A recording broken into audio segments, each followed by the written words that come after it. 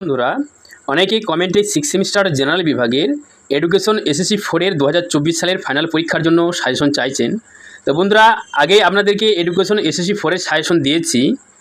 তো এই ভিডিওটির মাধ্যমে আপনাদেরকে যে প্রশ্নগুলো পড়ে যেতে হবেই, যেহেতু আপনাদের আর বেশি দিন সময় নেই পরীক্ষাকে, এই ভিডিওটির মাধ্যমে আপনাদের যে প্রশ্নগুলি সবথেকে বেশি গুরুত্বপূর্ণ সেই রকম আপনাদেরকে ছ থেকে সাতটি প্রশ্ন আপনাদেরকে দেখাবো। এই 7টি প্রশ্ন আপনারা যে প্রশ্নগুলো পড়েছেন তার আগে পরীক্ষার আগের দিন আপনারা এই 7টি প্রশ্ন একটু ভালো করে দেখে নেবেন। অবশ্যই বন্ধুরা আপনারা এই 7টি প্রশ্ন পরীক্ষার আগে একটু ভালো করে দেখে যাবেন। আপনাদের যে এডুকেশন এসএসসি 4-এর সাজেশনটা আগেই দিয়েছিলাম, আপনারা অনেকেই সাজেশনটা পেয়েছেন, অনেকে পড়েছেন। যারা কোনো কিছুই পড়েননি এই এডুকেশন এসএসসি 4-এর, আপনাদের যে ডিস্ট্যান্স এডুকেশন এই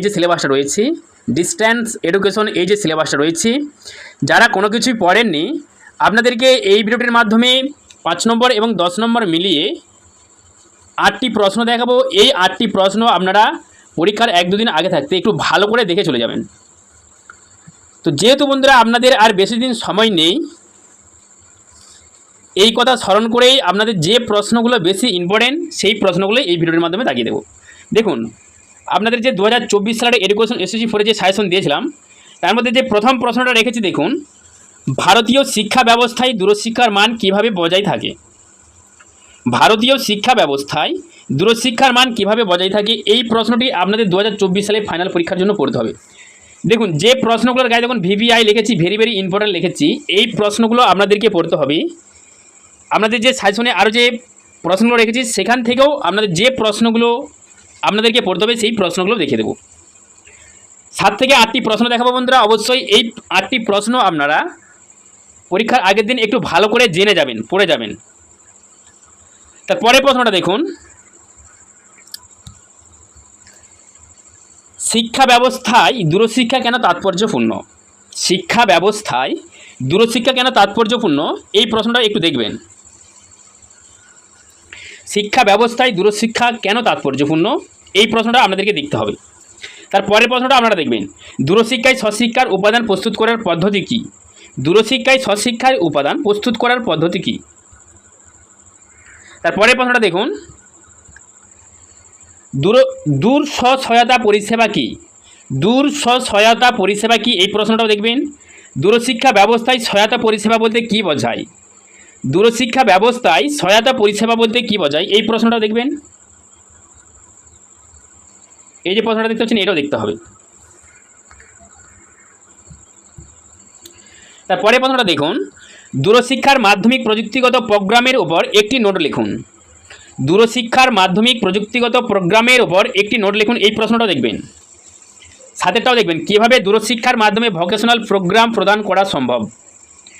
কীভাবে দূরশিক্ষার মাধ্যমে ভোকেশনাল প্রোগ্রাম প্রদান করা সম্ভব। তারপরে প্রশ্নটা দেখুন, দূরশিক্ষার আইসিটির প্রয়োগ বিষয়ে একটি নোট লেখো। দূরশিক্ষার আইসিটির প্রয়োগ বিষয়ে একটি নোট লেখো। এখানে বন্ধুরা আপনাদেরকে যে 8টা প্রশ্ন দেখালাম 1 থেকে 8 পর্যন্ত, এই 8টি প্রশ্ন অবশ্যই একটু ভালো করে দেখবেন। পরীক্ষার আগে আপনারা আগে পড়েছেন আমি জানি, অবশ্যই পরীক্ষার আগের দিনও একটু ভালো করে এই 8টি প্রশ্ন দেখে চলে যাবেন।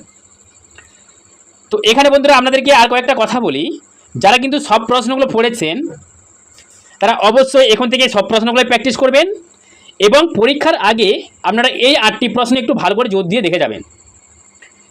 আপনাদের যে 2 নম্বরের 8টা প্রশ্ন থেকে 5টা প্রশ্ন লিখতে হয়, সেই 2 নম্বরের প্রশ্নও কিন্তু সাজেশন দিয়েছি, কয়েকটা প্রশ্ন দিয়েছি, ইউটিউব চ্যানেলে গিয়ে দেখবেন।